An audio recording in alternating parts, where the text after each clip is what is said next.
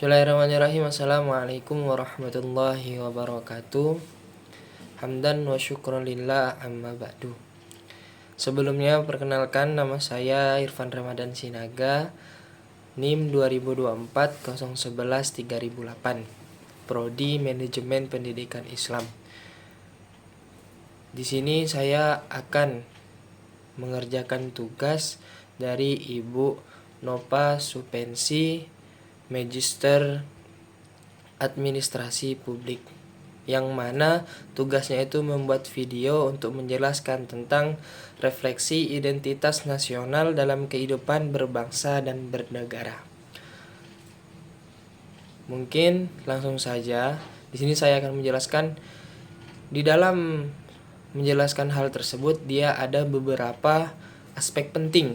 Yang pertama itu adalah Pancasila sebagai ideologi dan pandangan hidup bangsa, yang mana Pancasila menjadi ideologi dan pandangan hidup yang menyatukan keberagaman Indonesia dengan nilai-nilai yang terkandung di dalamnya, mencerminkan kearifan lokal dan aspirasi nasional. Kemudian yang kedua itu ada Undang-Undang Dasar 1945 yang menjadi sebagai landasan konstitusional.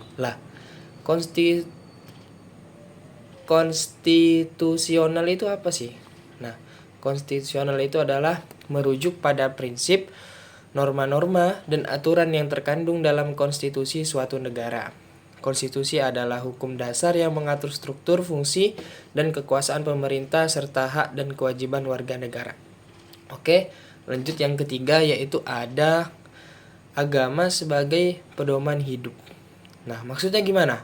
Agama memainkan peran vital dalam membentuk karakter dan moral individu serta masyarakat. Dengan menjadikan ajaran agama sebagai pedoman, bangsa dapat membangun tatanan sosial yang harmonis dan beretika. Itu berlaku kepada semua agama yang ada di Indonesia. Pasti setiap agama itu dia mempunyai pedoman hidup yang lebih baik untuk pemegangnya sendiri. Kemudian yang keempat itu ada budaya luhur sebagai identitas bangsa, yang mana budaya merupakan warisan leluhur yang mencerminkan identitas dan karakter suatu bangsa. Dengan mempertahankan dan mengembangkan budaya ini penting untuk menjaga jati diri bangsa di tengah arus globalisasi. Nah, budaya luhur itu sangat berpengaruh terhadap berbangsa dan bernegara. Karena yang namanya budaya itu adalah asal atau jati diri seseorang bernegara.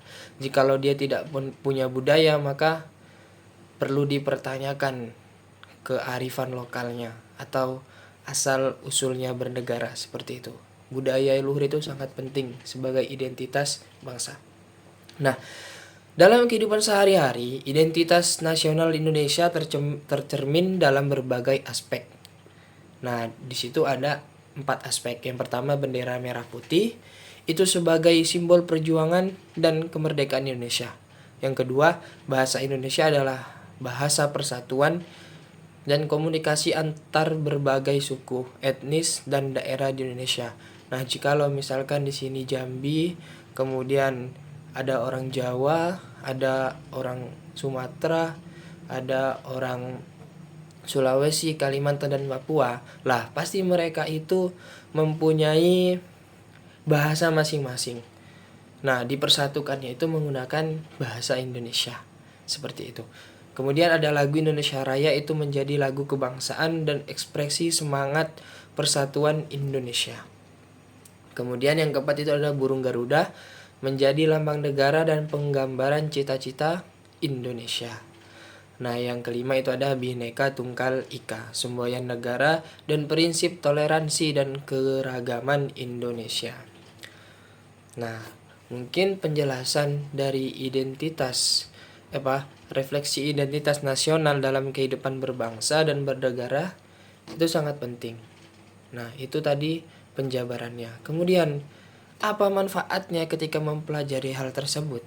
Nah, dengan mempelajari hal tersebut kita memahami dan mengamalkan identitas nasional bangsa Indonesia dapat, yang pertama, itu meningkatkan persatuan dan kesatuan. Dengan adanya identitas nasional menjadi ikatan yang bisa menguatkan rasa nasionalisme dan patriotisme. Nah, seperti itu.